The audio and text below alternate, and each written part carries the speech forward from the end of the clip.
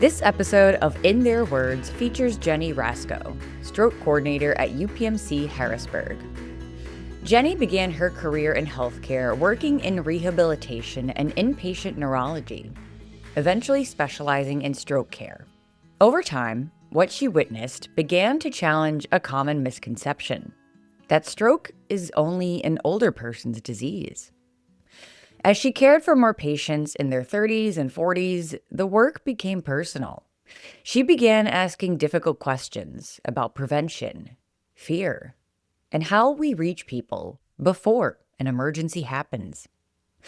Today, Jenny's efforts extend beyond hospital walls and into the community, meeting people where they are, starting conversations in barbershops and salons, and helping individuals understand that knowledge can change outcomes. In this episode, she shares what she's learned, why prevention matters, and how education and advocacy can save lives. My name is Jenny. I'm the stroke coordinator at Harrisburg Hospital with UPMC. I have been with the system since 2017.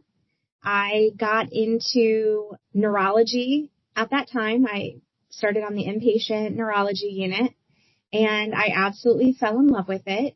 I did start specializing in stroke probably around 2021. So when I started with the system, I was actually an LPN. And prior to that, I had worked in school nursing, and I did a little bit of rehab. Starting about 2008 was my first experience with stroke patients as a rehab tech. At that time, it was Health South, which is now Encompass.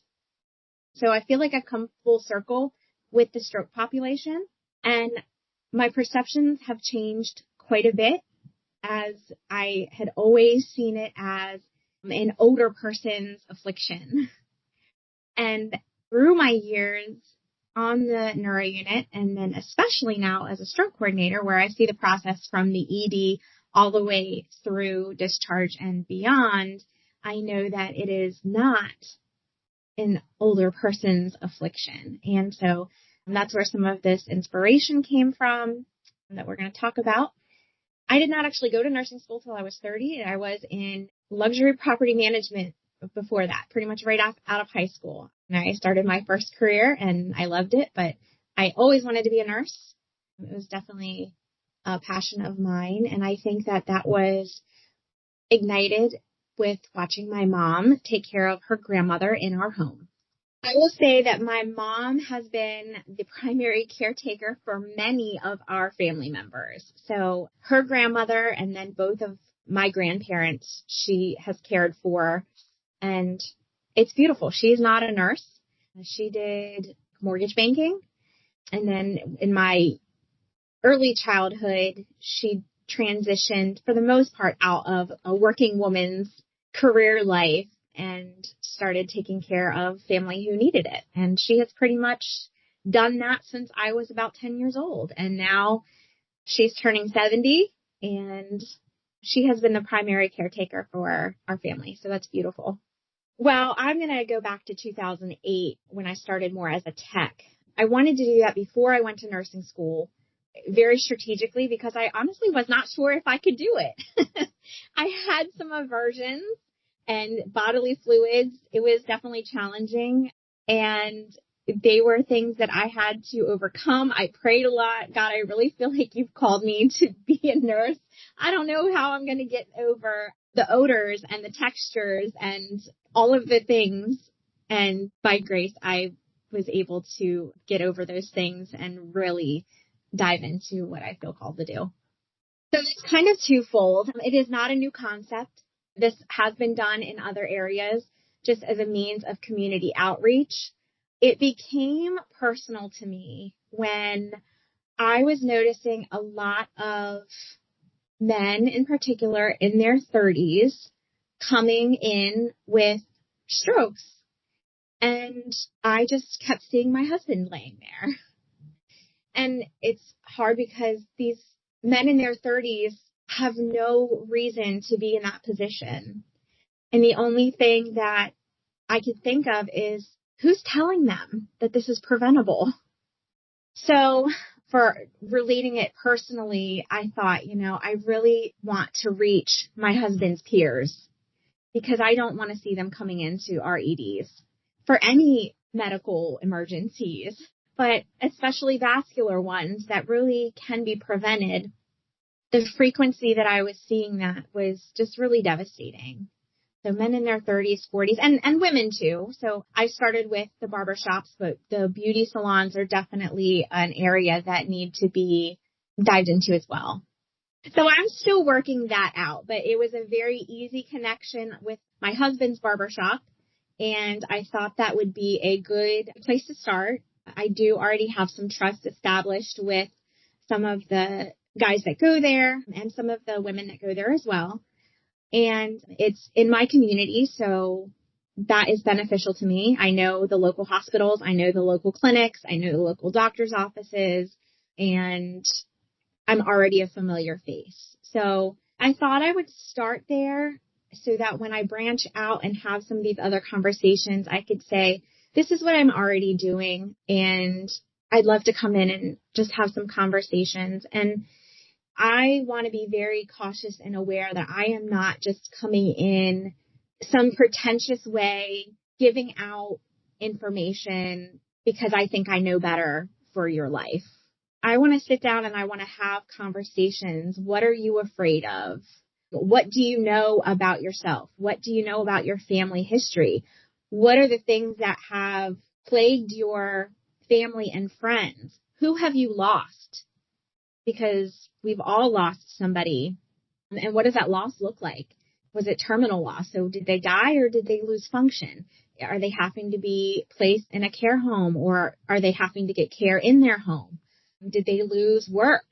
Are they just not able to otherwise function in their day-to-day? So talk to me about your experiences with those. And what do you know about your life or their life that could have gotten them to this place? And then, really focusing on the what are you afraid of and what are you willing to talk about? Because there are barriers to the conversations and there's a lot of fear. There can be a lot of resistance, and I want to break through that. And really the premise of this is we can't be more afraid of knowledge than we are of death and of finding that we are. There's a ton of fear. One of my first experiences in the barbershop, I was doing blood pressure checks and I had a woman in her 40s tell me she didn't want to know. And I said, why? And I knew why, but I wanted to hear from her. She said, I was afraid. And I said, can I ask what you're afraid of? And she told me that she had within the last year lost her best friend, who was also in her 40s, her early 40s, to a brain bleed, which is a type of stroke. And I said, do you know what caused it? And she said, yes, her high blood pressure. And I said, so here we are to check your blood pressure. And you've had a very recent, very personal loss. And you're afraid to let me check your blood pressure. And I have to admit, I cried. It was very emotional because I can see the faces of people, of my patients that I've cared for who've come through our doors. And how often did they not check because they were scared? And now they're here, unable to speak, unable to move one side of their body. Their family is terrified. They're terrified. And their lives are forever changed because of fear. It kind of then tracks down another channel where it's like, okay, if we find out this information, if I find out that I have high blood pressure, the doctor's just going to tell me to go on medication. And I don't want to take medication. I don't trust medication. So then that's a conversation that has to be had.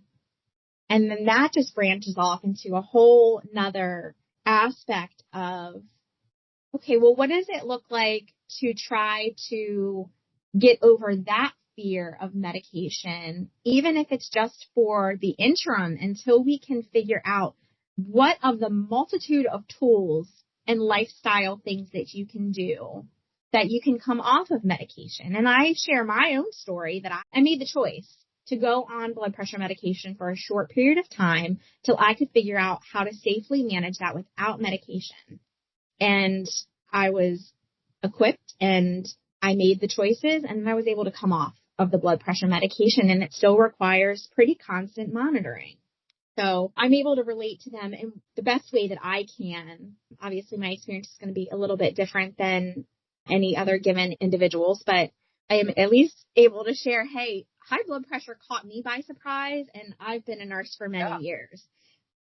And I always opt for, is there another option before I go on medication? That's just a choice that I made a long time ago in my life, and I have nothing against pharmaceuticals. I think when they're appropriately used, we need them as a society, but I also feel like there is a lot that we could be doing to avoid pharmaceuticals. And if that's your choice to avoid it, then I encourage it, and just know that you have to be consistent. Just like you would have to be consistent with taking a medication. I would love to expand. I definitely want to get into the beauty shops. I do have a stroke survivor who is willing to come with me and speak. She survived a stroke in her early 50s.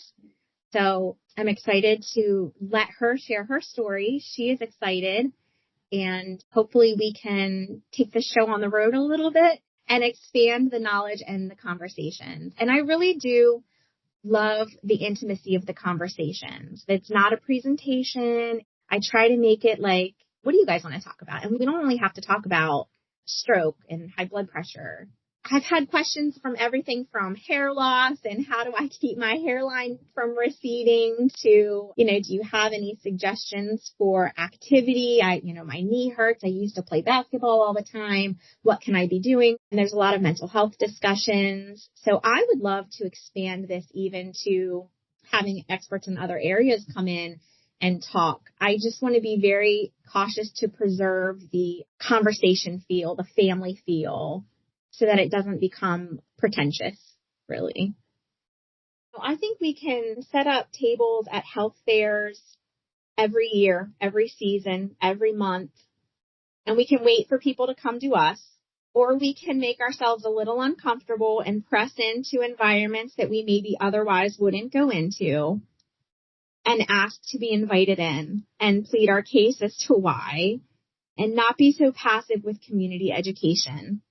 But most people that I talk to don't have a primary care. They're not seeing a doctor regularly. I'm grateful that a lot of companies promote annual biometric screenings, and a lot of insurance companies will give some kind of perk if you get those vital signs and blood work done, because a lot of people aren't going to the doctor for their annual physical or even know where to start. How do I get a doctor?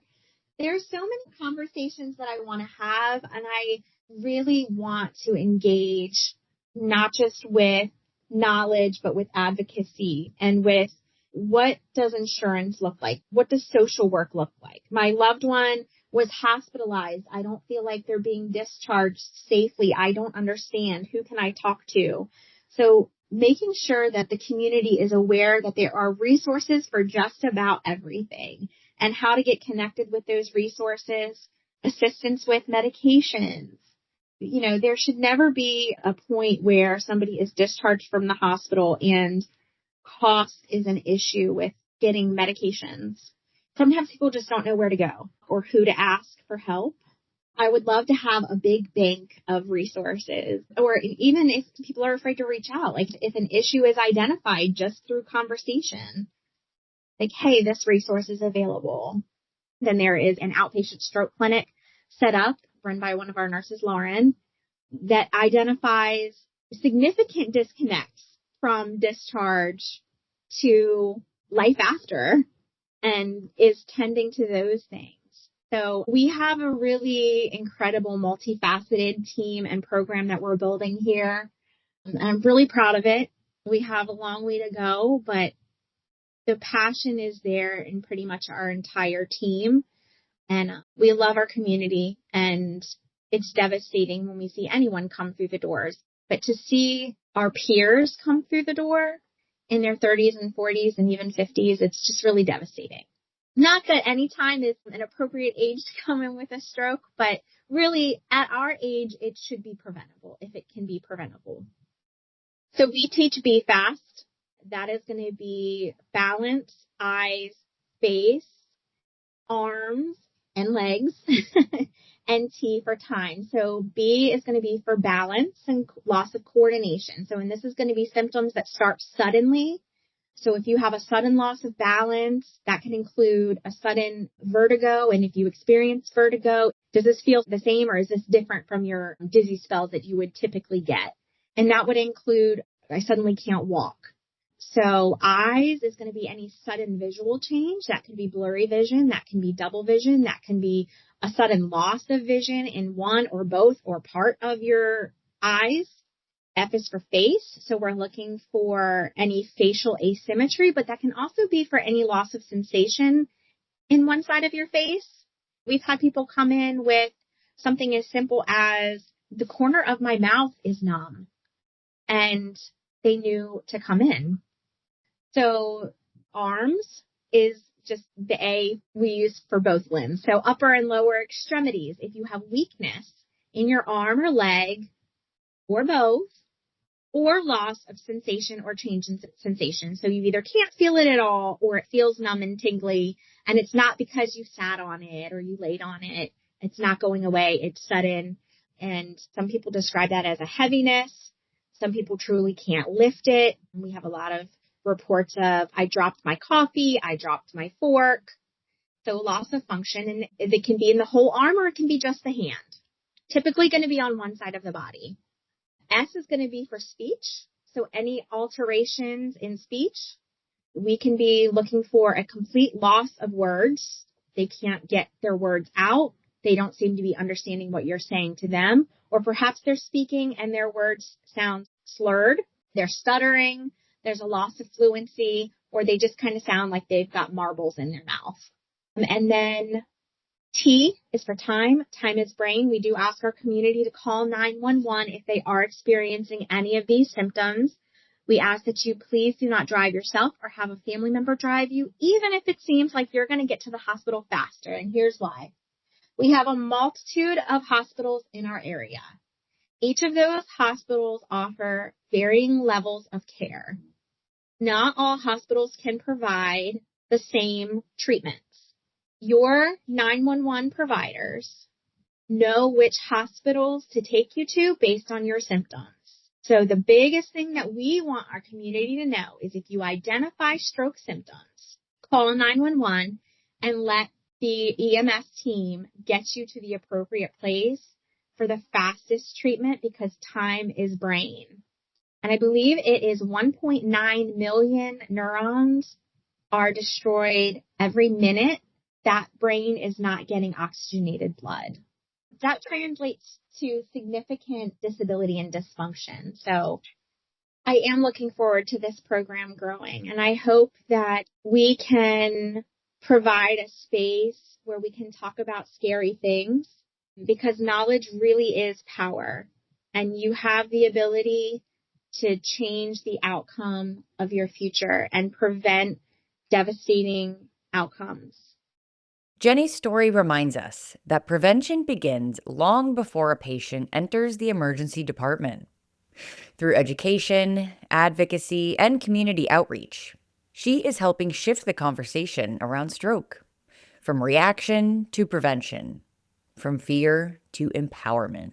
At UPMC Harrisburg, a dedicated team is building stronger bridges between hospital care and life beyond discharge, ensuring patients and families have the resources, support, and knowledge they need. Because when we understand the risks, when we know our numbers, and when we are willing to have the hard conversations, outcomes can change. Thank you for listening to In Their Words, brought to you by the UPMC Pinnacle Foundation and UPMC in Central PA. If this episode resonated with you, please take a moment to follow the podcast, rate it, and leave a review. Your support helps us share more stories of compassion, innovation, and community impact across Central Pennsylvania. Until next time, this is In Their Words.